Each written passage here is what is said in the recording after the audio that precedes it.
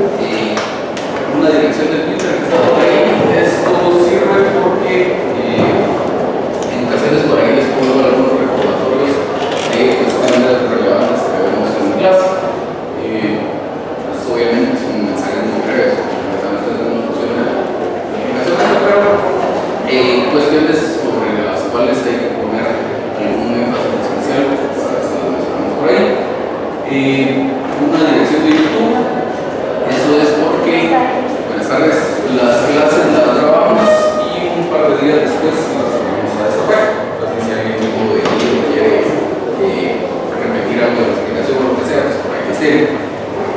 Obviamente, eso no sustituye la presencia de ustedes acá. Su naturaleza, la grabación de la imagen no es tan buena, el sonido es peor, pero para salvar alguna ausencia no nos pueden servir. El nombre de su catedrático auxiliar, un par de cuestiones aquí con el programa.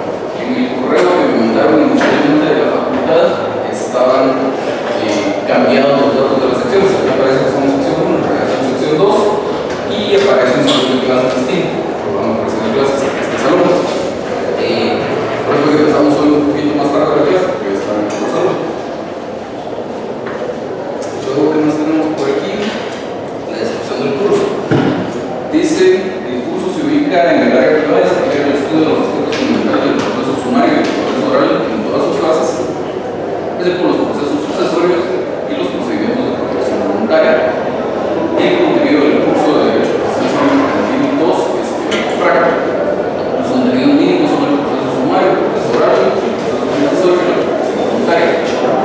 La conclusión de este curso para que los estudiantes alcancen el perfil de egreso de la carrera radica en que el proceso civil es uno de los pilares del ejercicio profesional del abogado y el curso constituye una de las etapas de su formación en esta materia. La pertinencia del curso para la realidad del país radica en que como futuros abogados, litigantes, jueces, etc., los egresados de esta universidad deben tener un adecuado manejo de las leyes profesionales del país, incluyendo las que rigen el proceso civil, lo que se logra al haber aprobado todos los cursos de Derecho Procesal Civil y Mercantil. En el curso se abordarán los ejes transversales de la facultad: ética, responsabilidad social, investigación y derechos humanos, haciendo aplicación de los mismos conforme los temas y casos tratados en clase de la ONU. El objetivo es que los estudiantes conozcan, comprendan y puedan aplicar en casos concretos la doctrina, la legislación y jurisprudencia relativa a los procesos civiles y mercantiles que son materia del curso, con la personalidad propia de los estudios universitarios necesarios para la formación jurídica de la licenciatura. Competencias perseguidas: que el estudiante conozca los procedimientos relativos a los procesos de conocimiento oral y sumario, así como el proceso sucesorio y la protección voluntaria judicial, para lograr el desempeño adecuado de la profesión de la abogacía. Que el alumno pueda distinguir las etapas procesales, así como se puede generar para poder comprender las finanzas y las de los mismos. Que el estudiante adquiera los conocimientos técnicos para la redacción de materiales actas de resoluciones judiciales en los juicios orales y sumarios, así como en el proceso sucesorio y la protección voluntaria, que permite ejercer de la mejor forma la abogacía. Que el estudiante tenga un razonamiento lógico jurídico para la resolución del caso de aplicación de la ley ejecutiva civil, que le permite estar en capacidad de formular argumentos pertinentes.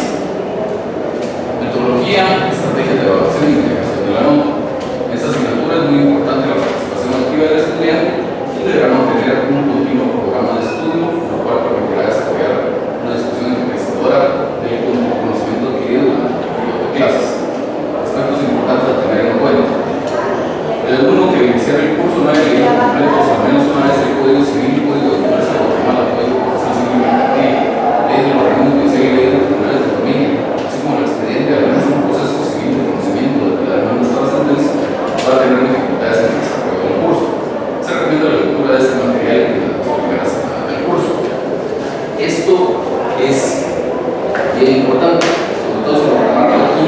Creo que la mayoría son alumnos que no recibieron clases conmigo. Entonces, yo siempre les hago esta recomendación. Normalmente no me hacen caso a la recomendación, luego tienen problemas ya en el desarrollo del curso. Sobre todo los que estuvieron conmigo el semestre pasado, pues ya en el desarrollo del curso se habrán dado cuenta que sí, en realidad era importante haber tenido por lo menos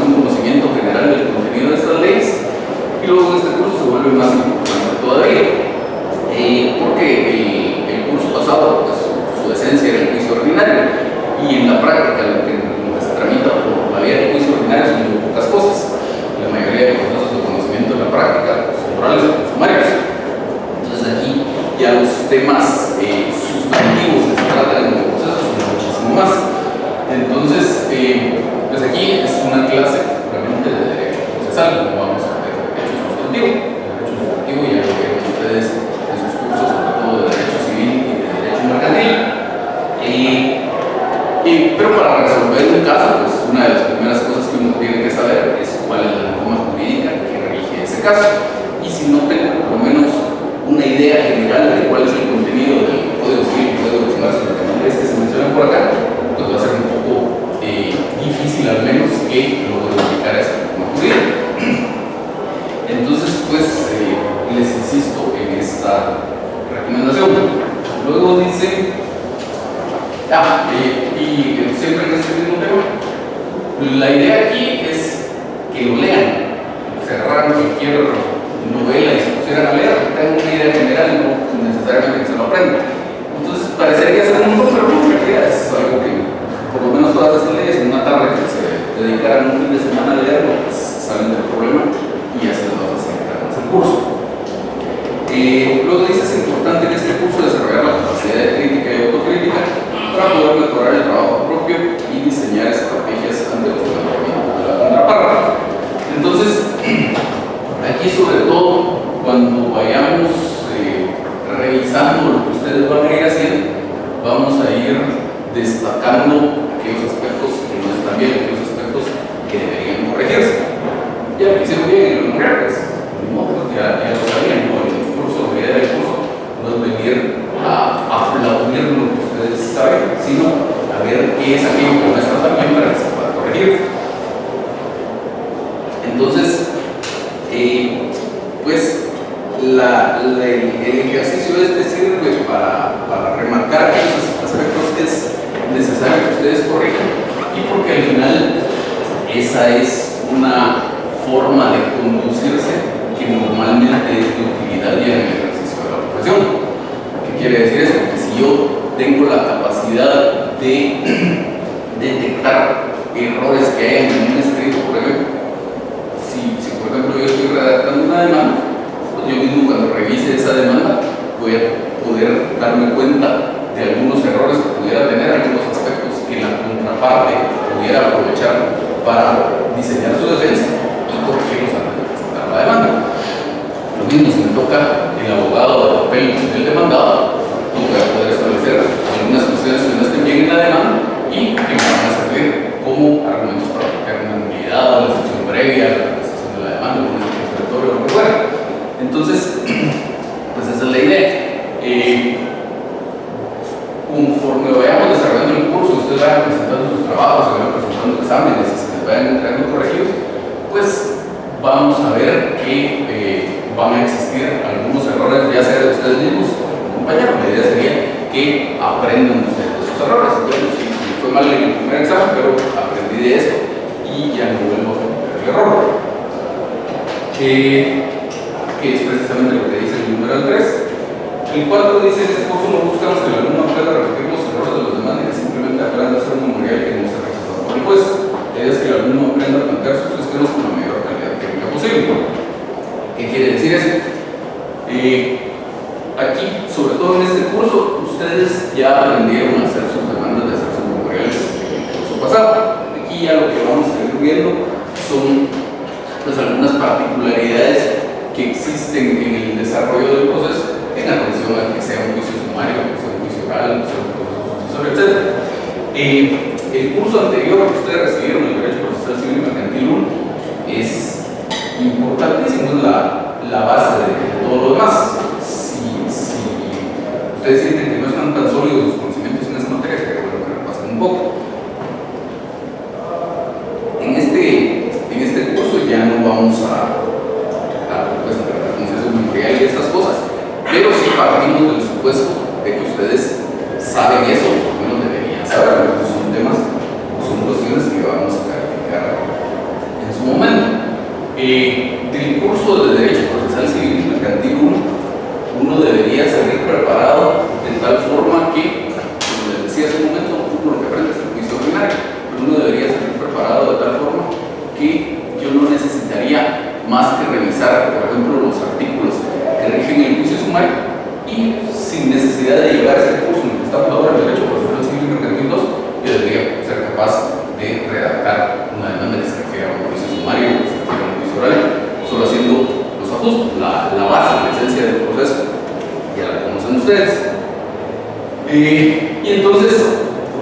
no son aceptables al momento de calificar exámenes o trabajos.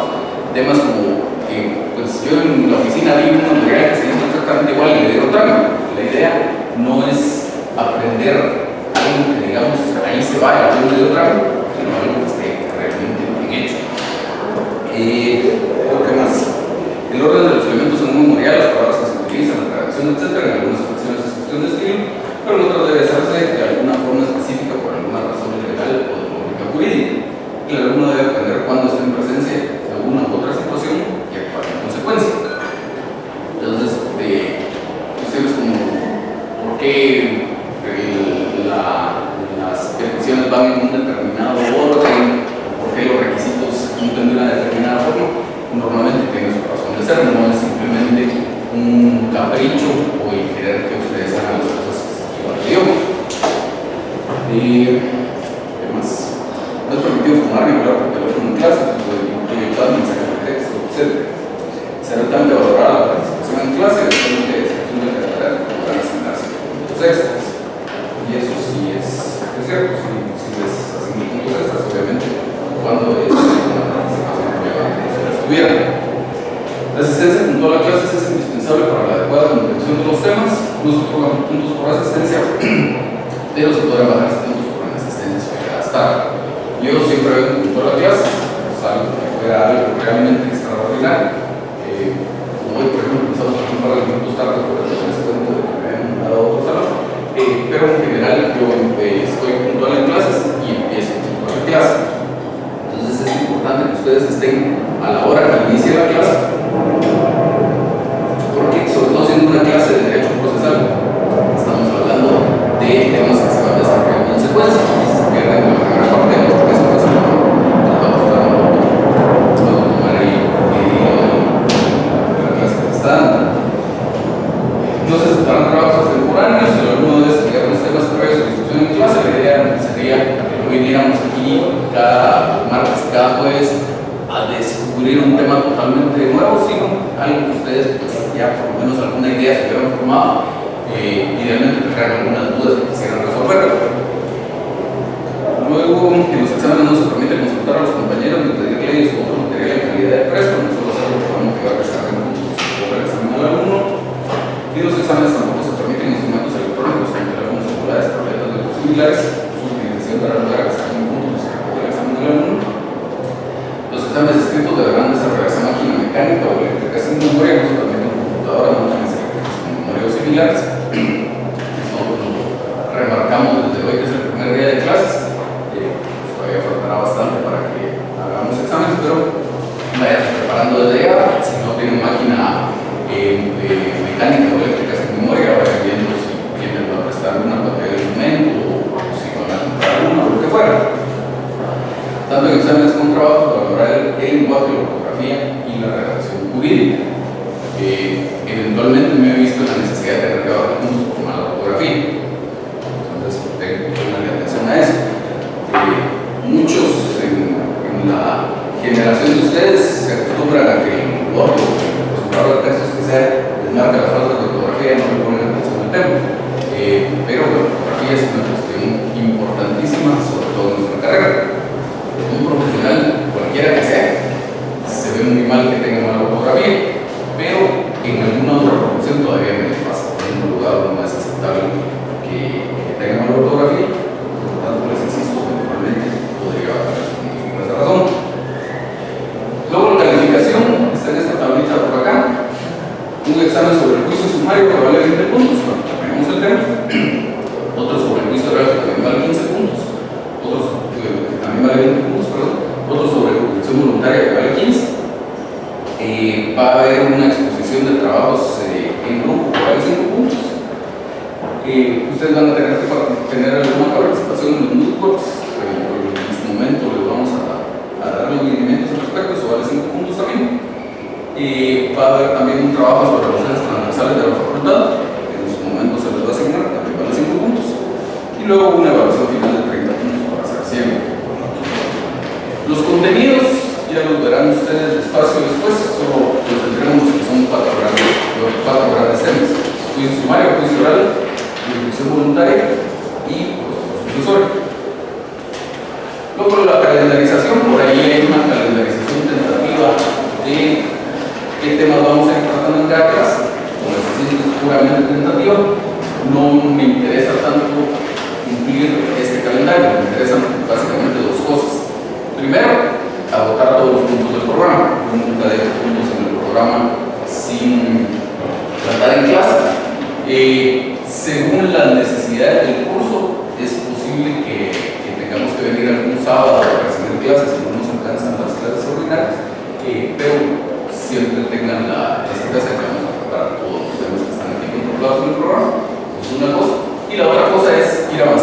temas del siguiente, únicamente si el primer tema está totalmente claro. No tiene ningún sentido que, digamos, el día de hoy nos toca ver una recapitulación del juicio ordinario de las generalidades del juicio sumario y pasamos al siguiente tema, si esto no está claro.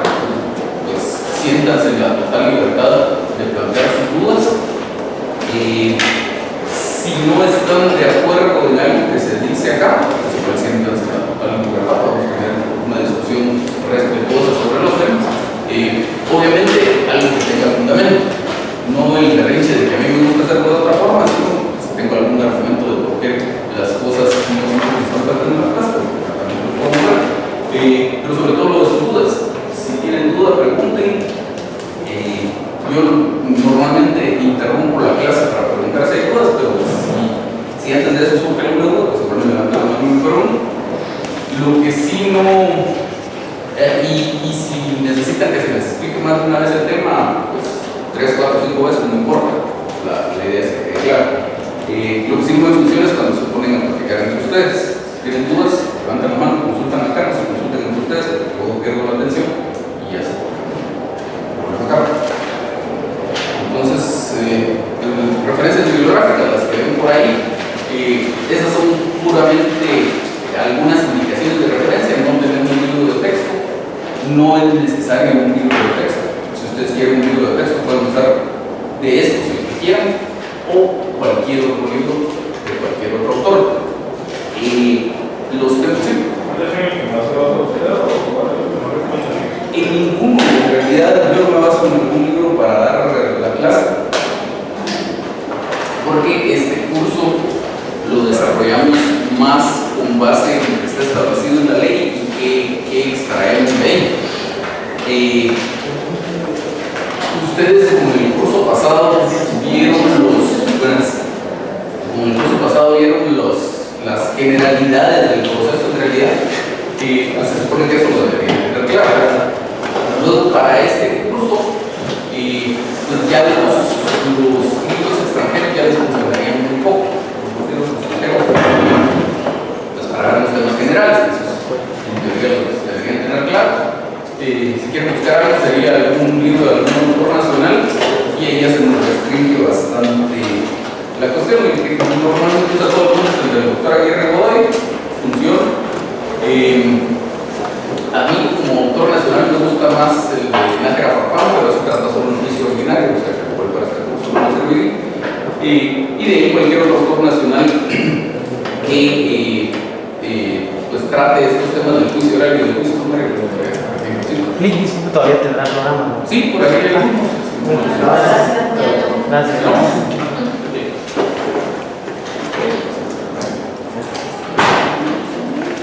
Gracias.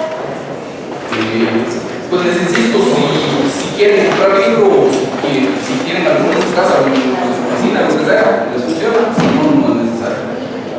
Leyes, eso sí, todos los días de clase, todas estas leyes, especialmente el Código Procesal Civil, pero en realidad todas las que se mencionan aquí, si vienen sin leyes a la clase, pues no hay idea. Luego, información adicional, el uso del computador para el control de notas es obligatorio para que con los alumnos. Eventualmente se colocará materiales de apoyo en el portal. Entonces, cuando ya califiquemos exámenes o lo que sea, y el portal les voy publicando sus notas como ustedes ya conocen. Y siempre vayan revisando con alguna periodicidad del portal. Por ahí les voy poniendo algún tema o algo que les pudiera servir. Por ejemplo, ya está ahí el portal. Pero los grupos mágicos pueden consultar en las facultades si tienen necesidad. Y eso es todo.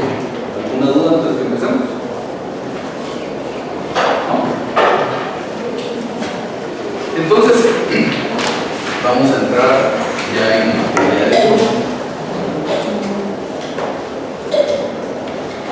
Como decíamos, de los grandes temas que tenemos para este curso, tenemos en principio dos, que son el juicio oral y el juicio sumario. Si ven el programa, se darán cuenta de que esos dos temas están mencionados a la inversa de cómo los trata el Código Procesal Civil Mercantil. El Código trata primero el juicio oral y luego trata el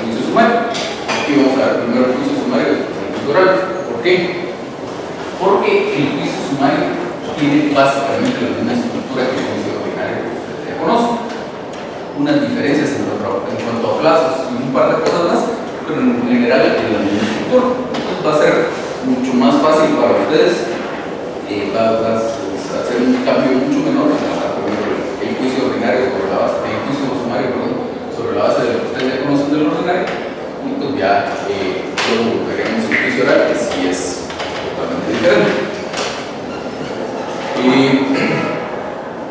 Entonces, en Guatemala tenemos tres procesos de conocimiento: el juicio ordinario, el juicio sumario y el juicio oral. ¿Y qué es un proceso de conocimiento? Un proceso de conocimiento es aquel que se tramita cuando existe incertidumbre respecto a la existencia de un derecho o de una obligación, y por lo tanto se pretende una declaración del juez a ese respecto.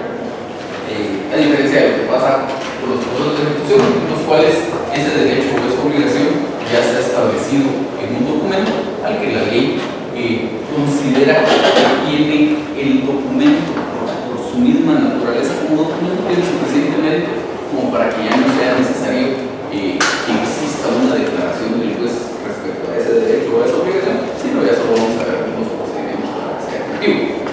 En esos procesos de conocimiento no existe esa certidumbre, a lo mejor ni siquiera hay un documento, o si hay un documento, no es un documento que nos permita ahorrarnos esos pasos de la discusión al respecto. Entonces es necesario un pronunciamiento del juez.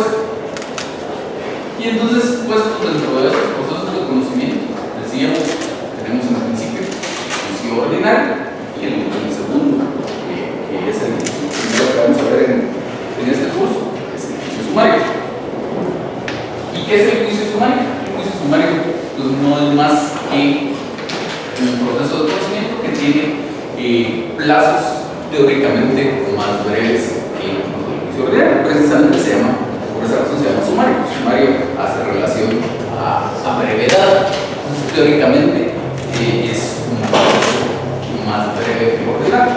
Y le remarco esto de teóricamente porque en la práctica esa diferencia que existe en cuanto a los plazos legales carece realmente de relevancia. Solo por favor levanten la mano los que no tienen programa. ¿Alguien más de este lado? Entonces, decíamos que las diferencias en realidad en cuanto a plazos son irrelevantes en la práctica. Por ejemplo, veamos el caso del juicio ordinario. ¿Cuál es el trámite del juicio ordinario? Lo vamos a repasar aquí en la pantalla en un momento, pero solo para hacer la explicación, veámoslo muy rápidamente. Juicio ordinario, se presenta la demanda, 9 días hábiles de desplazamiento al demandado, el demandado contesta la demanda, 30 días hábiles de prueba, luego en los 15 días hábiles siguientes se tiene que señalar la vista y en los 15 días hábiles siguientes se tiene que dictar sentencia. Estamos hablando de menos de 80 días hábiles, son menos de 4 meses. Eso sería lo que debería tratar un juicio ordinario si se cumplieran los pasos establecidos en la ley. Cualquiera de ustedes que ha tenido en sus manos el expediente de un juicio ordinario sabe que eso no pasa. En el mejor de los casos, teniendo así pues muy buena suerte en cuanto a que el juzgado era muy diligente, la otra parte no trató de entorpecer el trámite del proceso y lo demás, podríamos hablar de un juicio ordinario que podría tardar 2 años. Y de ahí en adelante, igual sería por lo menos unos 5, podría ser 10, podría ser más. Entonces, en realidad, bajar de 4 meses teóricamente, pues no nos implica mayor diferencia. Entonces, un juicio sumario, pues igual como sus plazos son más breves, el emplazamiento solo por 3 días, el periodo de prueba solo por 15, luego la vista en 10 días y la sentencia en 5, pues tendríamos ahí menos de 40 días hábiles de supuesta duración del juicio sumario, menos de 2 meses. Pero en la práctica, un juicio sumario podría tardarse más o menos lo mismo que estamos hablando para el juicio ordinario. Entonces, pues ya esa diferencia que la ley hace en los plazos carece de alguna importancia práctica. Pero esa es la razón de que se llame juicio sumario. Y entonces decíamos que fuera de esas diferencias en los plazos y de alguna otra parte de cuestiones que vamos a comentar en su momento, el trámite es el mismo. Y entonces, solo a manera de recordatorio, vamos a ver extraordinaria.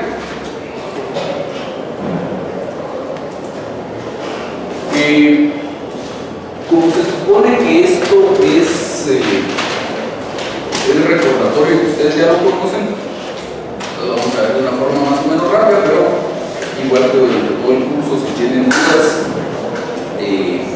lo tenemos a ver cualquier tema que ustedes quieran.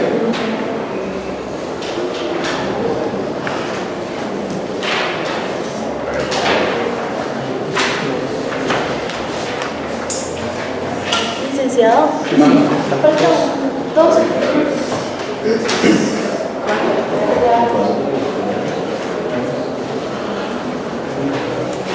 Entonces, el juicio ordinario, igual que todos, por lo menos la mayoría de los procesos civiles, inicia con una demanda. Y entonces, cuando el juez recibe esa demanda, hay básicamente dos posibilidades: que la demanda cumpla con los requisitos establecidos en la ley o que no los cumpla. Gracias, déjame por ahí. Entonces, si la demanda no cumple esos requisitos que están establecidos en la ley, el juez lo que tiene que hacer es rechazar esa demanda.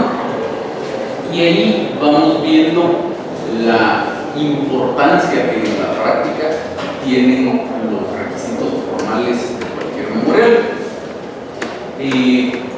Si nos pusiéramos a analizar los requisitos que están establecidos para la demanda, o sobre todo los requisitos que están establecidos para toda primera solicitud, vemos que hay muchos, la mayoría, que no tienen una verdadera utilidad en el proceso. Por ejemplo, ¿de qué me sirve a mí, o de qué le sirve al juez, o de qué le sirve a la contraparte, o de qué le sirve al proceso que yo en mi demanda indique cuál es mi edad? ¿Verdad? Exactamente lo mismo si yo le digo al juez tengo 41 años, que si le digo tengo 80, o si le digo tengo 20. Para efectos del proceso es exactamente lo mismo. Y lo mismo pudiéramos decir de la nacionalidad, y lo mismo pudiéramos decir del municipio, y lo mismo podríamos decir de la mayoría de los requisitos que están establecidos en la ley. No tienen una utilidad práctica. Pero si hay un problema, careciendo de esa utilidad práctica, sí está establecido en la ley que debe cumplir el requisito. Y si está establecida en la ley, esta como consecuencia para el incumplimiento de ese requisito.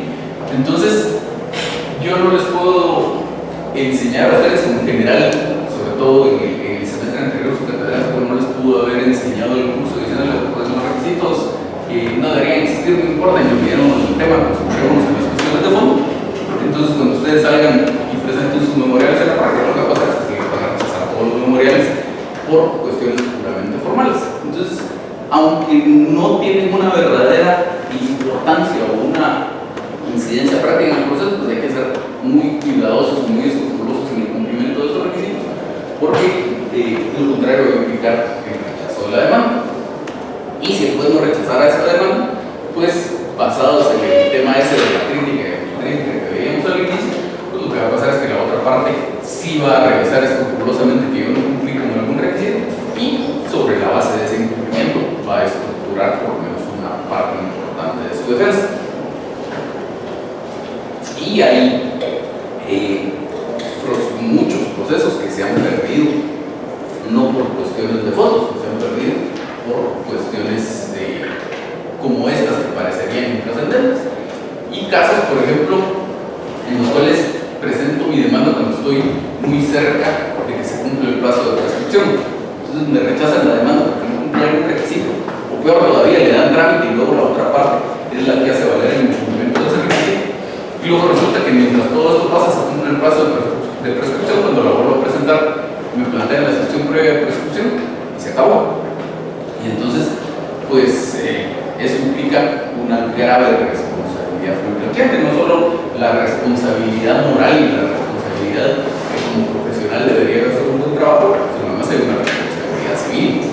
El profesional que no desempeña adecuadamente su profesión es sujeto a una demanda de daños y perjuicios por aquellos que hubieran causado a su cliente por ese mal desempeño de la profesión que hubiera hecho. ¿Cómo es? Sí. Pero que no habla de que la demanda se interrumpe en la prescripción. Sí, pero siempre y cuando, y no al admitir la demanda. La restricción se interrumpe cuando le ejecutan una medida precautoria o cuando le notifican la demanda al demandado. Pero eso siempre y cuando la demanda se mantenga viva, por llamarlo de alguna forma. De tal manera que si usted presenta su demanda y el juez se la rechaza, pues el juez nunca lo había presentado. O si usted presenta su demanda y el juez le da trámite, luego resulta que la demanda no estaba bien, yo como demandado interpongo una excepción previa de demanda defectuosa. Nos tardamos 2 años discutiendo la excepción previa de demanda defectuosa. Finalmente la declaran por lugar, usted tiene que presentar otra vez su demanda. Pero mientras tanto, es como que si usted nunca lo hubiera presentado, su plazo de presentación sigue corriendo. Entonces, ahí es donde está el problema. Luego, la otra opción es que, o la otra posibilidad es que sí se cumpla con todos los requisitos legales en esa demanda. Y entonces el juez tiene que dar para su trámite. Sobre el supuesto de que el juez sí admite para su trámite la demanda, entonces lo que corresponde, recuerden un poquito lo que estamos viendo en juicio ordinario, lo que corresponde es que el juez emplace al demandado por 9 días. Es decir, le confiere el emplazamiento, lo que quiere decir es que le confiere un plazo. Y ese plazo, ¿para qué sirve? ¿O para qué es en esencia? Es un plazo para contestar la demanda. Eso están establecidos los 9 días. Pero por aquí dice en esta parte del emplazamiento que el demandado puede tomar cualquiera de las actitudes procesales, es decir, el demandado conjuntamente con esa contestación de la demanda o sin contestar la demanda podría hacer otro montón de cosas distintas que vamos a ver por acá. Podría contener expresiones previas, podría llenarse, podría hacer un montón de cosas, pero el plazo por naturaleza está fijado para contestar la demanda.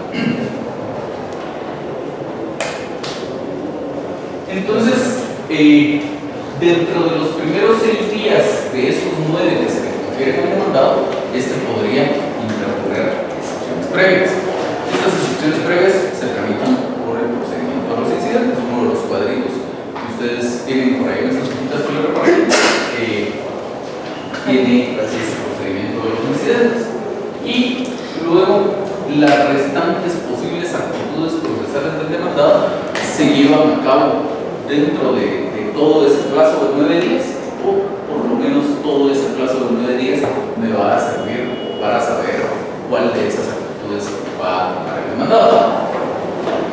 Entonces, veamos primero esto de las excepciones previas. Esto que vemos aquí es el trámite de cualquier incidente que ustedes quieran ver en un proceso civil. Por supuesto, con la salvedad del juicio oral. En el juicio oral, los incidentes se tramitan de otra forma, pero vamos a ver en su momento. Pero fuera del juicio oral, en un juicio ordinario, en un juicio sumario, en un proceso de ejecución, el trámite de los incidentes es el mismo. El Código Procesal Civil Mercantil no regula el procedimiento de los incidentes. Y entonces nos vamos a la regulación que tiene la ley del ordenamiento judicial, el 135 al 140. Dicho sea de paso, cuando nos referimos a los incidentes, podemos hablar del trámite de los incidentes o el procedimiento de los incidentes. Hablar de la vía de los incidentes es incorrecto, es un error. Hay incluso en algunos artículos, por ahí en algunas leyes se habla de la vía de los incidentes, pero es erróneo. Una vía procesal nos hace referencia al trámite completo de un proceso. Por ejemplo, es correcto decir la vía del juicio ordinario, la vía del juicio sumario, la vía del juicio oral, pero los incidentes no son un proceso, son un trámite. Por esencia, son algo que se diligencia dentro de un proceso. Hay casos de cuestiones cuyo trámite total es de los incidentes, por ejemplo, una combinación. Lo vamos a ver en su momento también. Pero hay un que es llevar a cabo un procedimiento de los incidentes, pero la terminología correcta es trámite de procedimiento, nunca vía. Entonces, está el memorial a través del cual se promueve el incidente, que en este caso sería el memorial de las excepciones previas. De esa, obviamente, si el juez admite el incidente para su trámite, le da una audiencia a los otros interesados por el plazo de 2 días, que en este caso sería el demandante. Y luego ahí podría pasar una de dos cosas. Podría pasar que este incidente se referiría a cuestiones de hecho, es decir, que sea necesario probar algunos hechos en los cuales esté fundamentado el incidente, que por lo menos en cuanto a las excepciones previas van a ser la mayoría. Entonces, por ejemplo, si yo quiero interponer una excepción previa de prescripción y el tema estaba relacionado con un contrato y en el contrato está establecida la fecha a partir de la cual se tiene que computar el plazo de prescripción, pues obviamente yo necesito que el juez analice ese contrato para poder hacer su cálculo y ver si efectivamente se cumplió o no se cumplió el plazo de prescripción. Pero para que el juez pueda analizar ese contrato son necesarias dos cosas. Uno, que el juez tenga a su disposición ese contrato, ya sea el original, una copia, lo que fuera, pero tenga a su disposición el contrato dentro del expediente, y además que ese contrato haya sido tenido como prueba, en este caso dentro del incidente. Si hay una copia del contrato en el expediente, pero ninguna de las partes le pidió al juez que lo tuviera como prueba, pues ni siquiera lo puede examinar. Entonces, pues en ese caso es un incidente que sí se refiere a cuestiones de hecho, entonces va a ser necesario que la parte interesada ofrezca la prueba y en su momento pida que se tenga como prueba ese documento. Y así pasa con la mayoría de las excepciones previas. Por ejemplo, una excepción previa de demanda defectuosa normalmente no se refiere a cuestiones de hecho. ¿Por qué? Porque para ver si la demanda cumple o no cumple los requisitos, lo único que tiene que hacer el juez es volver a revisar la demanda. Y la demanda, por su naturaleza, no es un medio de prueba. Entonces, ese podría ser un incidente que no se refiriera a cuestiones de hecho. Entonces, si el incidente sí se refiere a cuestiones de hecho, habría una apertura a prueba por 8 días.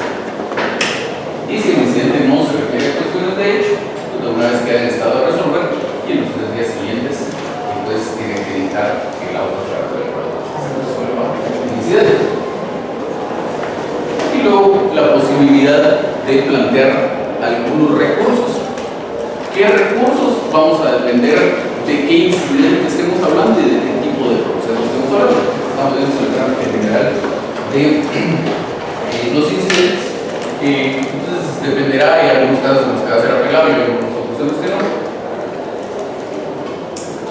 Y finalmente puede ser que tengamos una resolución firme en la que se declaran con lugar una o más de esas excepciones previas, y en este caso se produce la terminación del expediente. Dice ahí, salvo cuando hablamos de la excepción previa de incompetencia o de la excepción previa de arreglo. ¿Qué quiere decir esto de la terminación del expediente? El error o la razón que haya dado lugar a que el juez declare con lugar una excepción previa en el proceso civil no es subsanable dentro del expediente. Algunos de ustedes que ya llevaron su práctica laboral habrán visto, por ejemplo, en materia laboral, si se admite que si existe algún problema con la demanda, luego que me aclaran con lugar una excepción dilatoria, yo de todos modos puedo presentar un memorial corrigiendo el problema y ese mismo expediente sigue su diligenciamiento. En el proceso civil no. En el proceso civil, si el juez declara con lugar, por ejemplo, una excepción previa de demanda defectuosa, porque yo no ofrecí pruebas, no puedo presentar un memorial diciéndole al señor juez, perdón, aquí están las pruebas que no le ofrecí y ahora sí sigamos adelante con el trámite. No se puede. Tengo que presentar otra vez la demanda y eso implica que si se va a tramitar aquí en la ciudad capital, por ejemplo, la tengo que presentar otra vez al centro de servicios auxiliares, le asignan otra vez juez, le asignan otro expediente, etc. Muy probablemente ya la segunda vez que la presento ni siquiera va a ser el mismo juez, o aunque fuera el mismo juez, va a ser un expediente independiente. Entonces, siempre que me declaran con lugar una excepción previa, pasa eso. Es una excepción previa de prescripción, es una excepción previa de demanda defectuosa, es una excepción previa de conducta, siempre pasa eso. El expediente ya no puede continuar su trámite y es necesario que yo, si es posible, yo corrija el defecto y vuelva a presentar la demanda. Hay dos salvedades ahí a esa regla: el caso de la excepción previa de incompetencia y el caso de la excepción previa de arreglo. previa de incompetencia, como ustedes recordarán, de lo que se trata es de establecer que este juez ante el cual se estaba tramitando la demanda no es el competente para esos efectos. Por ejemplo, se presentó la demanda en un juez de paz y el competente en un juez de primera instancia. Pero en ese caso, ¿qué ocurre? No se agota la tramitación del expediente y no es necesario que yo presente otra vez la demanda, sino que declarada al lugar la excepción previa, se le envía este mismo expediente al juez que sí es competente para que siga conociendo. Y en el caso de la excepción previa de arraigo, pues esta es algo que en esencia ni siquiera es propiamente una excepción, sino que únicamente se trata de que el demandante es un extranjero o un transeúnte y yo como demandado pido que me garantice los posibles daños y perjuicios que pudieran resultar de la tramitación de ese proceso. Si presta la garantía, sigue adelante el proceso; si no presta la garantía, hasta ahí llegamos. Pero el hecho de que se declare como la excepción previa no agota por sí mismo la tramitación del expediente. ¿Dudas hasta aquí? Pues luego, siempre en esto de que se finaliza el expediente cuando se declara como una excepción previa, es importante remarcar ahí el hecho de que hay algunas de las excepciones previas que tienen efectos en cuanto al fondo del asunto, que son 4: la caducidad, la prescripción, la cosa juzgada y la transacción. Esas 4 excepciones previas tienen efectos en cuanto al fondo del asunto. Por eso es que en la doctrina se les conoce como excepciones mixtas, presentan como previas, tienen efectos definitorios. La legislación nuestra no recoge esa terminología, pero en la doctrina se les conoce como excepciones mixtas. Entonces, ¿qué quiere decir esto? Si el juez declara con lugar una excepción previa de prescripción, por ejemplo, la prescripción extingue la obligación. Entonces, declarada con lugar la excepción previa de prescripción, deja de existir obligación. Por lo tanto, pues yo teóricamente sí podría volver a presentar la demanda, pero ya la obligación está extinguida. Solo que el demandado no se defendiera bien en el siguiente proceso, pues la demanda llegaría a un lado. Pero pues básicamente allí ya existe una declaración del juez en cuanto a que la obligación de existir se extinguió. En cuanto a todas las otras excepciones previas fuera de esas 4, no se produce ese efecto. Si por ejemplo fuera una excepción previa de falta de personería, porque resulta que yo presenté un nombramiento que no había inscrito previamente en el registro mercantil, que hago no inscribo el nombramiento en el registro mercantil y entonces ya presento otra vez mi demanda acompañando el nombramiento como debe ser, y pues no tengo un problema por esa razón. Entonces es importante esa distinción en cuanto a qué excepciones previas le ponen verdaderamente fin al proceso o qué excepciones previas le ponen fin únicamente al expediente, especialmente para efectos de determinar la procedencia del recurso de casación. En cuanto al recurso de casación, dice el artículo 620 del Código, el recurso de casación solo procede contra las sentencias o hechos definitivos de segunda instancia no consentidos expresamente por las partes que terminen los juicios ordinarios de cuantía. Y entonces la Corte Suprema de Justicia en muchísimas sentencias ha dicho que todos esos casos de excepciones previas distintas a la caducidad, la excepción de transacción, cualquiera de todas las otras excepciones previas, no le ponen en realidad fin al proceso, porque lo que se extinguió fue nada más el expediente. Dentro de este expediente ya no puedo continuar con su tramitación, pero no ha habido un pronunciamiento del juez en cuanto al fondo del asunto, de tal manera que yo puedo corregir el defecto y volver a presentar la demanda. Entonces en todos esos casos no es admisible el recurso de casación, porque únicamente terminó el expediente. O sea, si fuera, por ejemplo, una excepción previa de caducidad, entonces ahí también termina el expediente. Dentro de ese mismo expediente ya no se puede continuar, pero esa sí tiene efectos en cuanto al fondo del asunto. Entonces, en contra de ese auto de la segunda instancia que declara con lugar la excepción previa de caducidad, yo sí puedo interponer un recurso de casación, porque ahí sí ya terminó no solo el expediente, sino además el proceso. Entonces es importante esta distinción de acá. Entonces, en el caso de que se declarara con lugar alguna excepción previa,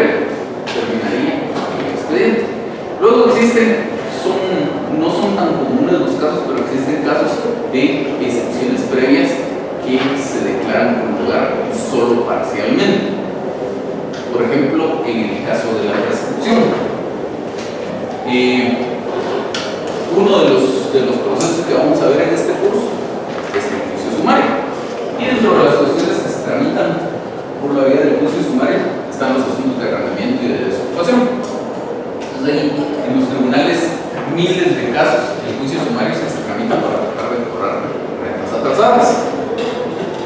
Con las rentas se produce la situación de que se trata de obligaciones de tracto sucesivo. Es decir, normalmente el pago de las rentas se establece por mes. No hay nada que diga que tengan que ser así, podría ser por año. Ustedes quisieran, pero normalmente es por mes. Entonces, si yo tomo en arrendamiento un bien inmueble y me comprometo a pagar la renta dentro de los primeros 15 días de cada mes, por ejemplo, ahorita en este momento ya tendría la obligación de pagar la renta del mes de agosto. Luego, dentro de los primeros 15 días del mes de septiembre, tengo la obligación de pagar la renta de septiembre y así nos vamos. Pero cada una de estas rentas es una obligación independiente. De tal manera que si yo este contrato no lo hubiera celebrado este año, sino lo hubiera celebrado hace 5 años, por ejemplo, y resulta que desde agosto del 2013 dejé de pagar, luego me plantearon una demanda para cobrarme todas esas rentas atrasadas, yo perfectamente puedo poner una excepción previa de prescripción. ¿Por qué? El Código Civil dice que la obligación de pagar rentas prescribe por un transcurso de 2 años. Entonces, por ejemplo, la renta de agosto del 2013 para este momento prácticamente pasaron 3 años ya. Entonces, esa ya prescribió. De la misma forma, la renta del mes de septiembre del 2013, de 2 años, decimos vamos con octubre, noviembre, etc. Pero luego llegamos a la renta de agosto del 2014. La renta de agosto del 2014, la obligación de pagar esa renta no prescribe, porque yo la tenía que pagar en los 15 primeros días del mes de agosto del 2014 y de esa fecha no han pasado todavía 2 años. Esa todavía sigue vigente, esa obligación de pago. Lo mismo que la de septiembre del 2014, octubre del 2014 y todas las rentas posteriores. Entonces, si yo interpusiera en ese caso una excepción previa de prescripción, seguramente la declararía en lugar, pero lo único que prescribiría en ese caso serían las rentas de agosto del 2013 a julio del 2014. Entonces, en cuanto a eso, estaría extinguida la obligación, pero de agosto del 2014 en adelante la obligación sigue vigente, por lo tanto el proceso se seguiría tramitando para que el juez se pronuncie sobre todas esas rentas. ¿Estamos ahí? Entonces, la otra posibilidad es que el juez declare sin lugar esas excepciones previas. Y si se declara sin lugar, pues entonces hay que continuar con la tramitación del proceso. Lo que dice aquí es que sigue corriendo el emplazamiento. El incidente básicamente lo que hizo en este caso fue interrumpir la tramitación del proceso, pero agotada su tramitación, pues hay que continuar diligenciando el proceso. Y como ese incidente había interrumpido el emplazamiento, recuérdense que el emplazamiento es por 9 días, pero de esos 9 solo tengo 6 para interponer las excepciones previas, es decir, el tiempo que tengo para contestar la demanda es mayor al que tengo para interponer las excepciones previas. Entonces, si yo planteo excepciones previas, de todos modos me hace falta todavía una parte de ese plazo en la cual me puedo contestar la demanda. Entonces, en este caso, sigue corriendo el emplazamiento, pues ya voy a estar viendo la situación, tener que ver si voy a querer contestar la demanda, o si me voy a querer allanar, o si no voy a hacer nada, si me rebeldía. Luego, la otra actitud procesal que podría adoptar el demandado es precisamente el allanamiento. ¿Qué es el allanamiento? Una renuncia a la contienda, es decir, una manifestación expresa que le hace el demandado al juez en el sentido de que no le interesa el proceso. No es el allanamiento no es equivalente a una confesión, no es el equivalente a un reconocimiento de los hechos que se funda la demanda, no es el equivalente a una aceptación de las pretensiones de la demanda, simplemente no me interesa. Ahí usted puede resolver como tenga que resolver, De hecho, el código cuando se refiere al allanamiento dice que una vez ratificado el allanamiento, el juez fallará. ¿Qué quiere decir eso? Tiene que dictar una sentencia en la cual decida el asunto, y esa decisión del juez puede ser declarada por lugar la demanda, pero también puede ser declarada sin lugar. Si por ejemplo se presenta una demanda de divorcio sobre la base del abandono del hogar conyugal, pero la ley dice que para que el abandono del hogar conyugal constituya causal de divorcio debe ser por más de un año. Entonces, si se presenta una demanda donde la señora dice: señor juez, presento la demanda de divorcio porque hace una semana mi esposo abandonó el hogar conyugal, esa demanda no puede. Mucho se podrá el demandado a llegar a esa demanda, el juez de todos modos estaría en obligación de declararla sin lugar. Entonces, pues el allanamiento lo único que consiste en decir: pues señor juez, a mí no me interesa discutir, usted resuelve, y puede dictar su sentencia, que puede ser con lugar o sin lugar, declarando con lugar o sin lugar. Entonces, pues ahí nos ahorramos básicamente todo el periodo de prueba y la vista. Luego, la siguiente posible actitud procesal sería la contestación de la demanda. Aquí, entre paréntesis, entre comillas, decimos a secas para diferenciarla de algunas otras posibles actitudes procesales, porque como vamos a ver en un momento, el demandado podría contestar la demanda y en ese mismo momento interponer secciones perentorias o reconvenir al actor. Entonces aquí estaríamos hablando solo de la contestación de la demanda. Obviamente en ese caso lo de a secas no lo usamos en el memorial, simplemente decimos que para esto se acabó. ¿De qué se trata esto? Pues básicamente de contradecir la demanda que está planteando el actor. ¿Contradecir en qué sentido? Lo que ustedes quieran, puede ser en cuanto a los hechos, que es lo normal, puede ser en cuanto a los hechos y el derecho, puede ser solo en cuanto a los hechos, puede ser solo en cuanto al derecho, lo que fuera, pero la idea es contradecir la demanda, tratar de desvirtuar la procedencia de esa demanda para que eventualmente esta sea declarada sin lugar. Entonces, solo pregunta, ¿aquí se podría entonces decir que sería contestación de la demanda en sentido negativo? ¿O Sí, no? Sí, sí. ¿verdad?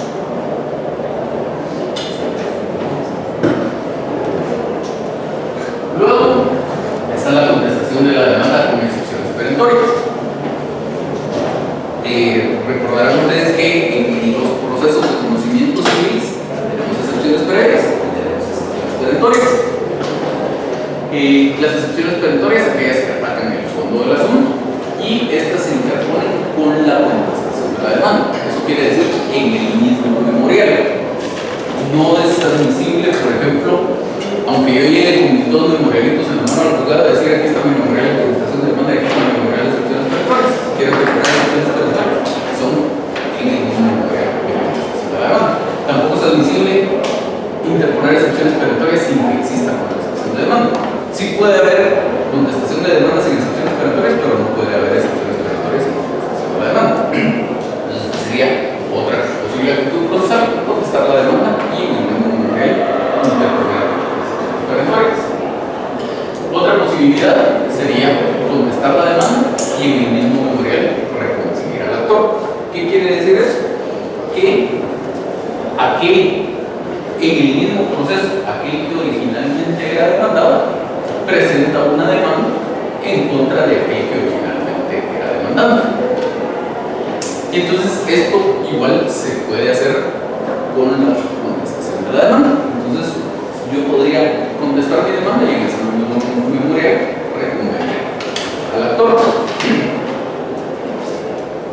Y otra posibilidad es que en un solo memorial yo conteste la demanda, interponga excepciones perentorias y proponga una reconvención contra el actor. ¿Sí? No. Luego, la otra posible actitud procesal es la rebeldía. ¿Y es en qué consiste? En no contestar la demanda dentro del plazo que tenía el demandado para esos efectos. En este caso que estamos hablando del juicio ordinario, el plazo era de 9 días. Entonces, si pasados esos 9 días el demandado no contesta la demanda, pues surge la posibilidad de que el juicio continúe en su rebeldía. Y ojo que lo menciono como una posibilidad. ¿Por qué? Para que opere la rebeldía es necesaria una solicitud de pago, que obviamente que la rebeldía solo funciona a solicitud de parte, no la puede decretar en el oficio. Y además es uno de los pocos, o tal vez el único plazo en Guatemala en el proceso civil que es no perentorio. ¿Qué quiere decir eso? Que el artículo 64 del Código dice: salvo de disposición legal y contrario, todos los plazos son perentorios. Un plazo perentorio es aquel cuyo simple transcurso es suficiente para que se extinga la facultad procesal que pudo haberse ejercitado dentro del plazo. Y la regla general, según este artículo 64, es todos los plazos son perentorios. Entonces, por ejemplo, para las excepciones previas, que fue lo que vimos con anterioridad, yo tengo 6 días. Basta con que transcurran esos 6 días para que mis excepciones previas ya no sean admisibles. Si yo presento una excepción previa de demanda de resultados al séptimo día, pues me la rechaza por extemporánea y se acabó. No es necesaria alguna gestión de la contraparte para esos efectos. Yo tengo 3 días para incorporar un recurso de apelación. Si me pongo recurso de apelación al cuarto día, pues que igual el juez me lo rechaza por extemporánea, no es necesaria alguna gestión de la contraparte para que ese resultado procesal se extinga. Basta el simple transcurso del tiempo. Pero el emplazamiento en el juicio ordinario y en el juicio sumario, solo en esos dos, es un plazo no perentorio. ¿Qué quiere decir esto? No basta con el simple transcurso del tiempo para que se extinga la facultad procesal, sino es necesaria una actividad adicional, que en este caso es precisamente el solicitar que el juicio se continúe en mi rebeldía. De tal manera que si transcurren los 9 días, yo no he contestado la demanda, pero el actor tampoco ha pedido que se continúe el juicio de rebeldía, esa contestación de la demanda sigue siendo admisible. Mi facultad procesal de contestar la demanda no se ha extinguido. Entonces, si yo llego el día 10 a presentar un memorial de contestación de la demanda, mientras no exista solicitud de rebeldía, esa contestación de demanda es admisible. Si no fuera el día 10, sino el día 15, sigue siendo admisible. Si no fuera el día 15, si no fuera 2 años después, sigue siendo admisible. Si fuera 50 años después, sigue siendo admisible. Mientras el actor no solicite que se continúe el juicio de rebeldía del demandado, no se cierra esa puerta, no se cierra esa posibilidad para que el demandado pueda contestar la demanda. Entonces, pues si transcurre en cualquier momento después de que ha transcurrido el plazo del emplazamiento, el actor puede pedir que se continúe el juicio de rebeldía del demandado. Lo ideal sería que en una adecuada y diligente actividad mía como abogado demandante, yo debería saber en principio cuándo fue que le notificaron cuándo fue que me pasaron la demanda o cuándo le notificaron la demanda. A partir de eso debería yo computar los 9 días de que dispone el demandado para contestar la demanda, y al día siguiente de que se cumplen los 9 días, a las 8 de la mañana, yo debería estar entregando en el tribunal un memorial solicitando que se continúe la cuestión sobre rebeldía. Así ya cierro cualquier posibilidad de que el demandado quisiera todavía contestar la demanda fuera del tiempo. ¿Y en qué consiste la rebeldía? Pues consiste únicamente en que la demanda se tiene por contestada en sentido negativo. ¿Y eso qué quiere decir? Se tiene por contestada la demanda en sentido negativo. Eso implica que todos los hechos se vuelven controvertidos. Cuando yo presento mi demanda, ahí estoy exponiendo una serie de hechos en los cuales estoy fundamentando mis pretensiones. De esos hechos, si el demandado efectivamente contestara la demanda, lo normal es que no sea todo falso lo que se dice en la demanda, o que no exista controversia en cuanto a todo lo que se dice en la demanda.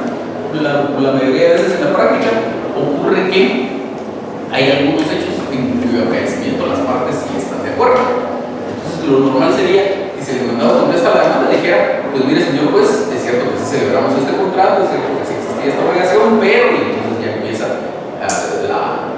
a separarse las versiones de las partes. Pero sí hay algunos hechos en los cuales las partes normalmente están de acuerdo. Estos hechos en los cuales las partes están de acuerdo, los que sí son aceptados por el demandado, son hechos que no son controvertidos y por lo tanto son hechos que no están sujetos a prueba, no hay necesidad de probarlos. En el caso de la rebeldía, como no hay esa manifestación expresa del demandado, entonces lo que hace la ley es una presunción legal, se tiene por contestada la demanda en sentido negativo. Eso implica que todos los hechos se vuelven controvertidos y por lo tanto todos los hechos están sujetos a prueba. Por eso es que yo cuando redacto mi demanda debería hacerlo de tal forma, en la parte del ofrecimiento de pruebas, de tal forma que yo tenga pruebas sobre todos y cada uno de los hechos que estoy exponiendo ahí, aunque parecieran como muy lógicos, como muy sobreentendidos, porque si eventualmente llegamos al caso de la rebeldía, voy a tener que probar todos esos hechos. Entonces, pues en eso consistiría básicamente la rebeldía. Por lo tanto, si todos los hechos son controvertidos y quedan todos sujetos a prueba, pues no hay necesidad de abrir a prueba el proceso. El proceso solo se abre a prueba cuando hay hechos controvertidos. Si el demandado aceptara todos los hechos expuestos en la demanda, no hay necesidad de abrir a prueba. Pero aquí sí va a existir esa necesidad. Y pues obviamente al demandado ahí con eso se le cierran un montón de puertas. Ya no puede presentar una verdadera contestación de la demanda, por lo tanto no puede exponerle al juez sus argumentos respecto al caso, no puede ofrecer pruebas, y si no puede ofrecer pruebas, tampoco puede proponer pruebas, no puede en el periodo de prueba pedir que se diligencien los periodos de prueba. Y entonces el demandado va a quedar en una situación pues bastante desfavorecedora en ese caso. En el allanamiento, el demandado no acepta todos los hechos. Ni los acepta ni los deja de aceptar. Pero no se abre la prueba. No, entonces los hechos dejan de ser controvertidos. Los hechos nunca se vuelven controvertidos, exacto. Entonces ya no se tiene casi necesidad. Precisamente por eso es que no se abre la prueba, porque el demandado lo que le está diciendo es, mire, a mí no me interesa ¿usted qué hace? Entonces, nunca hubo una manifestación del demandado diciéndole, mire, de esto que dijo el demandante de su demanda, esto no es cierto. Por lo tanto, no hay hechos controvertidos. ¿Sí? Pero necesitamos considerar la luz, disculpe. Sí, bueno. Sí, pero una de las se me siente la Gracias. Entonces, estamos ahí con la rebeldía.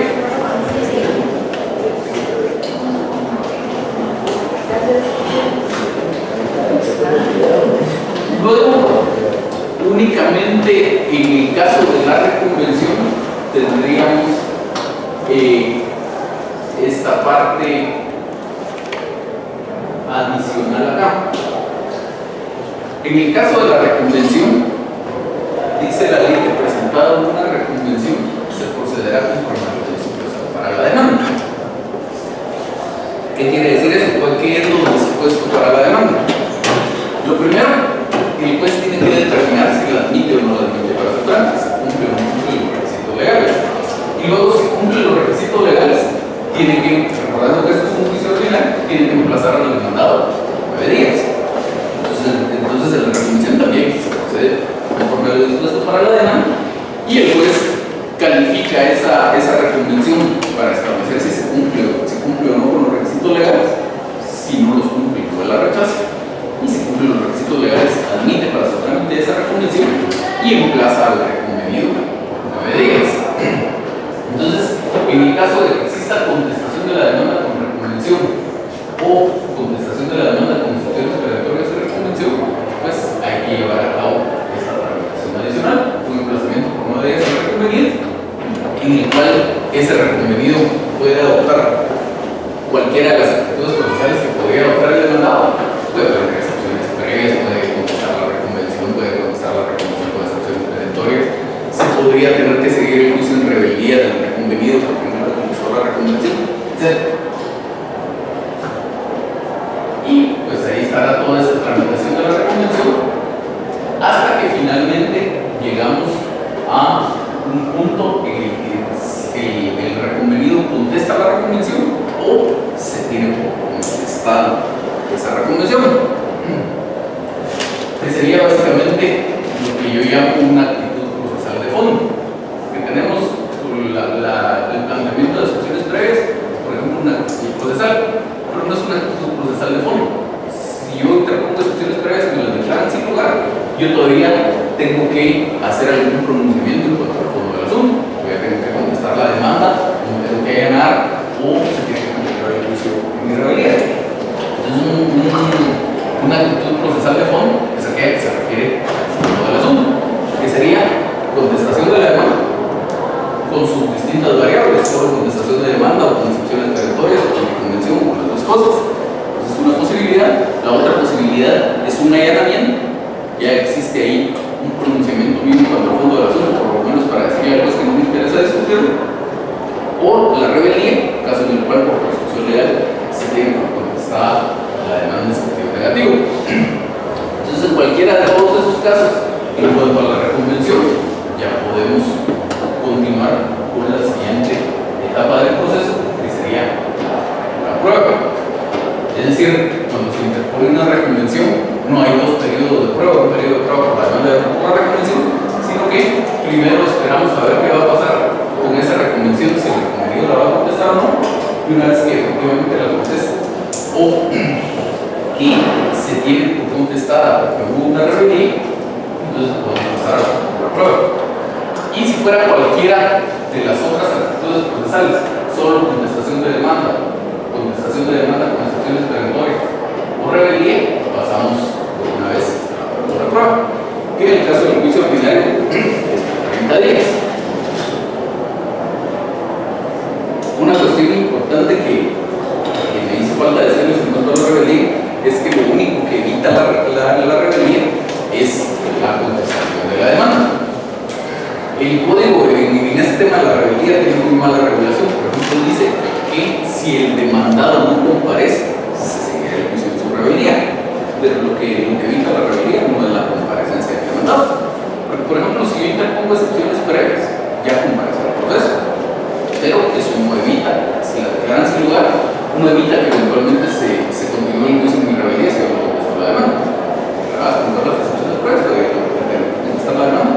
Y si no lo hago, se va a seguir el juicio en mi rebeldía. Es más, yo podría en el proceso presentar simplemente un memorial indicándole al juez bajo qué dirección y procuración voy a actuar y cuál va a ser mi lugar para recibir notificaciones.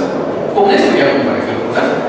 Obviamente, eso no evita la rebeldía, lo que evita la rebeldía es la demanda. Entonces decíamos aquí, apertura a prueba por 30 días y eventualmente existe la posibilidad de una prórroga de ese periodo de prueba por 10 días. Eso dice la ley únicamente se puede pagar ese teléfono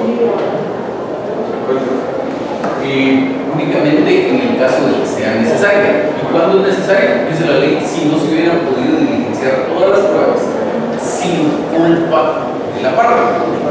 Es decir, si mis pruebas no se pudieron diligenciar porque yo esperé hasta el día 28 del periodo de prueba para presentar los memoriales de proposición, pues fuera el periodo de prueba.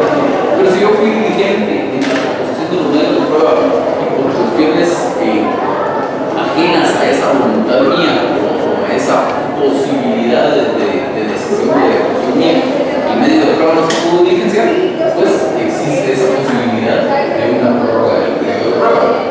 Pero todavía no es algo que el juez otorgue o le llegue automáticamente, sino que hay que tramitar un incidente. Como se puso por un incidente, se tramita el incidente, si finalmente el juez estima que sí es procedente la prórroga del periodo de prueba, en el auto que resuelve el incidente la va a acordar.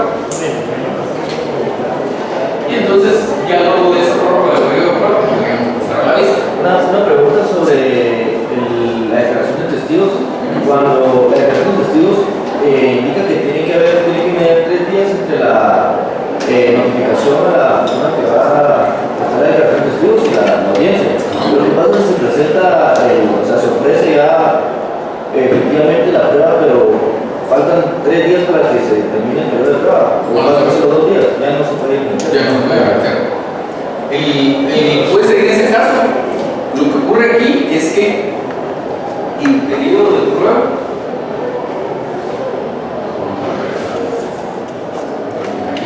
el periodo de prueba, esos 30 días, tienen su razón de ser. La prueba se desarrolla en distintas fases: el ofrecimiento, la posesión, el diligenciamiento, la valoración. Entonces, usted ofrece su prueba en la demanda o la contestación.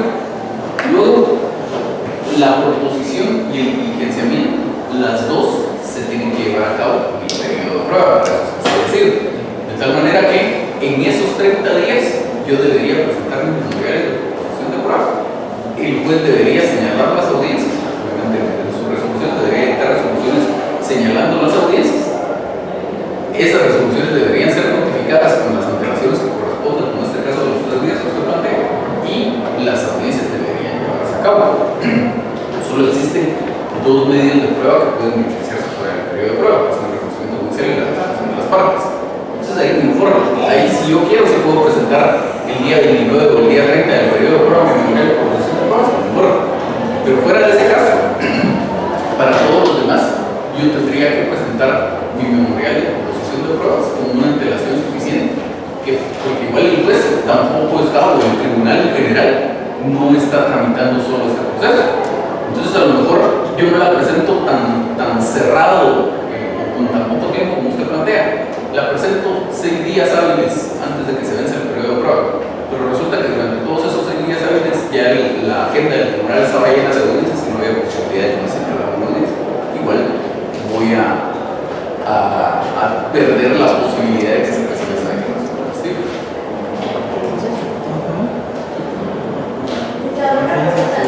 Tal vez voy a explicar un poquito más, pero lo que me queda es un extraordinario de prueba.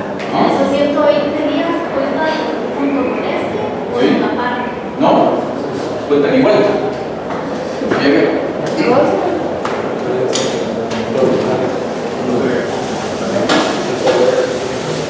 Lo que pregunta su compañera es sobre el periodo extraordinario de prueba. La ley establece que cuando se deban recibir pruebas provenientes del extranjero, puede haber hasta 100 días para esos efectos. Entonces lo que ocurre es que el juez emite una resolución de apertura a prueba. Esa resolución se le notifica a las partes y a partir del día siguiente que se le notifica a las partes, ese sería el día 1 del periodo de prueba. Y así contaríamos todos los días hasta que llegamos al día 30. Y eso es el periodo de prueba normal en cualquier proceso. Si hubiera necesidad de recibir pruebas provenientes del extranjero, yo desde mi demanda, desde mi contestación, le debería hacer saber eso al juez. Y luego cuando llegue el momento de que se abra prueba del proceso, también debería hacer saber eso al juez, que no es un periodo ordinario de prueba que dar, sino que quiero ese tiempo extraordinario de prueba. Y entonces ahí lo que ocurriría es que el día siguiente sería el 31, el 32 y así hasta los 120, si es que el juez le dio los 120 días. De tal manera que este va a ser el periodo ordinario de prueba y todo esto va a ser el extraordinario de todo el mismo proceso, pero es el mismo plazo. O sea, llegado el día 30, sigo contando a partir del día 31. O sea que sí, igual lo que era lo del periodo extraordinario, los 10 días más, todo sumado no puede pasar de 120 días, aunque recurra a todo. Lo que pasa es que la prórroga del periodo de prueba es para estos 30. Entonces, supóngase, si usted ya había pedido sus 120 días porque se iban a recibir pruebas provenientes del extranjero, lo que tendría que diligenciar usted en estos 30 días son aquellas pruebas que no se van a recibir en el extranjero. O sea, con eso hay que tener cuidado porque no es que en este caso se volvió un periodo de prueba de 120 días. Usted sigue teniendo sus mismos 30 días para todos los demás medios de prueba y solo para aquel que se tiene que recibir lo que va a provenir del extranjero va a tener esa extensión de plazo. Entonces en esos 30 días usted tendría que procurar el diligenciamiento de sus otros medios de prueba. Pero supongamos que usted aquí el día 1 del emplazamiento pide una declaración de testigos y resulta que el testigo no le podía identificar, finalmente le notificaron, no llegó y entonces pidió que se señalara otro día para que se la prueba del testigo, etc. Y mientras todo eso pasó, se le consumieron sus 30 días. Entonces usted, antes de que venzan los 30 días, presenta su solicitud de prórroga. Y con esto se da un incidente. Un incidente para cuyos plazos vamos a depender de cómo se vayan dando las notificaciones. Entonces, a lo mejor, si usted no presenta en el tiempo que debe ser su solicitud de prórroga del periodo de prueba, se acabó, se lo van a rechazar por temprano. Entonces, se lo presenta en tiempo. Pero luego resulta que darle trámite a ese memorial y notificarlo, a lo mejor el juez tardó un par de meses, por ejemplo. Mientras tanto, este plazo sigue corriendo. Y entonces, resulta que le da su audiencia a la otra parte para notificar la resolución donde se da prueba del incidente, se tarda en otro par de meses. Y luego quitar el auto donde sí le abren la prueba del incidente, se tarda en otro par de meses. Pudiera ser teóricamente que mientras todo esto pasa, ya se agotaron estos 120 días. Y hasta más adelante en el tiempo. Y en los órganos de su Se puede pedir eso. No. Se piden antes de los 30, pero luego no debes poner 120. Lo que pasa es que los 10 días empiezan a correr hasta que pueda resolver el incidente. Pero no son seguidos, no tienen que ser No, usted presenta su solicitud de prórroga del periodo de prueba. Digamos, presenta su solicitud de prórroga del periodo de prueba hoy. Supongamos que era en un juzgado donde las cosas eran muy diligentes. Ahí lo que va a ocurrir es que mañana resuelven esa solicitud de trámite. Le dan trámite, mañana es viernes, el martes de la próxima semana, digamos que están notificando a las partes la admisión de ese incidente. Y la otra parte va a tener sus 2 días para la audiencia. Sería miércoles y jueves. Presenta su evaluación de la audiencia. Supongamos que va a haber necesidad de abrir a prueba ese incidente. Entonces, el viernes se dicta la resolución teniendo por toda la audiencia y ordenando la apertura a prueba del incidente. Lo notifican el lunes de la semana siguiente. Luego tenemos 8 días hábiles ahí de apertura a prueba que se vencen el jueves de la siguiente semana. Y luego el juez tiene que dictar su auto dentro de los 3 días siguientes, que se vencerían el martes de la siguiente semana. Estamos hablando que en 3 semanas usted tendría su resolución donde acuerdan la prórroga del periodo de prueba. Entonces, cuando lo notifiquen eso, empiezan a contar esos 3 días. Ahora, ahí estamos hablando de algo que pasó muy rápido. Ahora podría ser que no sea así como estamos hablando de que el día siguiente la resuelven igual al día siguiente la notifican, sino que entonces se va tardando todo eso.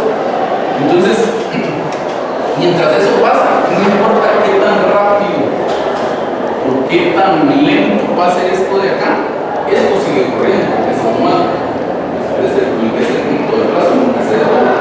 Entonces, pudiera ser que usted tenga resuelto su solicitud de prórroga del periodo de prueba cuando vamos aquí por el día 45 de estos extraordinarios, o cuando vamos por el 100, o cuando ya se venció. No importa, este plazo sigue corriendo mientras que los afectados son los que se destinan. ¿Sí?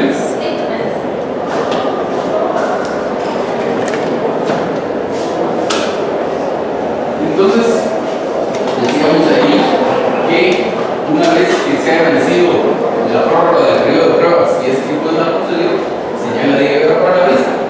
Lo normal es que esto no se dé en la práctica. Ver casos en los cuales se solicita prórroga del periodo de prueba es muy poco frecuente, porque está establecida la posibilidad de la ley. Lo normal sería que directamente del vencimiento del periodo de prueba pasáramos al señalamiento del periodo para la vista. Luego existe la posibilidad de que el juez dicte un auto parámetro fair. Si el juez tiene algunas dudas respecto al caso, tiene la posibilidad de acordar algunas diligencias, solo aquellas que expresamente permite la ley. No es cualquier cosa que pudo haberse diligenciado en el periodo de prueba. De hecho, se supone que por naturaleza el auto parámetro fair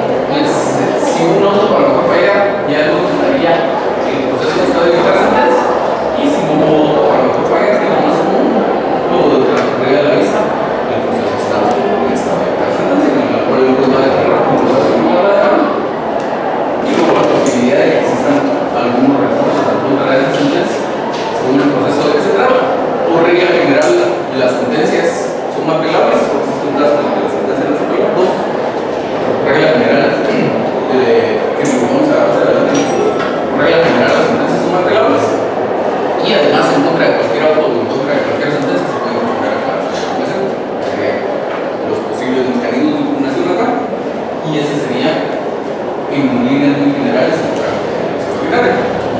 Entonces, ¿una duda? Una última, pero era, no se la dije porque era más del principio. La parte de excepciones previas. Las representantes de excepción previa se suspende la facultad del demandante de ampliar o modificar su demanda. Sí. Sí, porque lo que pasa es que existen, hay dos clasificaciones de los incidentes. Una clasificación según la cual hay incidentes que se refieren a cuestiones de hecho, incidentes que no se refieren a cuestiones de hecho, lo que vimos aquí. Si el incidente se refiere a cuestiones de hecho, hay que haber la prueba, y si no se refiere a cuestiones de hecho, pues una vez que hayamos probado su prueba. Esa es una clasificación. La otra clasificación son incidentes que le ponen obstáculo al curso del asunto e incidentes que no le ponen obstáculo al asunto. Entonces dice la ley, aquellos incidentes que sí le ponen obstáculo al curso del asunto se tramitan en la mesa principal del proceso. Los que no le ponen obstáculo al curso del asunto se tramitan en mesa separada. Las excepciones previas por su naturaleza sí le ponen obstáculo al curso del asunto. Usted no podría ponerse a discutir sobre el fondo de la obligación si a lo mejor ni siquiera hemos establecido si la demanda cumplía los requisitos legales como para una excepción previa de la demanda defectuosa o si la obligación todavía estaba vigente como una excepción previa de la excepción o si el nombramiento estaba bien como una excepción previa de la responsabilidad, etc. Entonces, mientras no esté decidido lo relativo a las excepciones previas y el proceso principal queda en suspenso. Por eso es que, por ejemplo, la tramitación del incidente de excepciones previas podría tardarse un mes, 2 meses, un año, lo que fuera. Mientras todo eso pasa, usted no podría presentar un memorial solicitando que se continúe el juicio en realidad no, porque el plazo no ha correr. De la misma manera, el actor no puede presentar un memorial ampliando o modificando la demanda, pero pues no puede hacer esa modificación. Y pues simplemente en ese caso tendría que resolver que se incorpore el memorial al expediente y en cuanto a lo demás solicitado, va a tener para su oportunidad. De tal manera que si la excepción previa es declarada con lugar, hasta ahí llegamos, se puede pronunciar sobre esa modificación. Si es declarada sin lugar, entonces el juez ya va a entrar a conocer aquello que quedó pendiente de ese memorial, porque si no, se prestaría además a una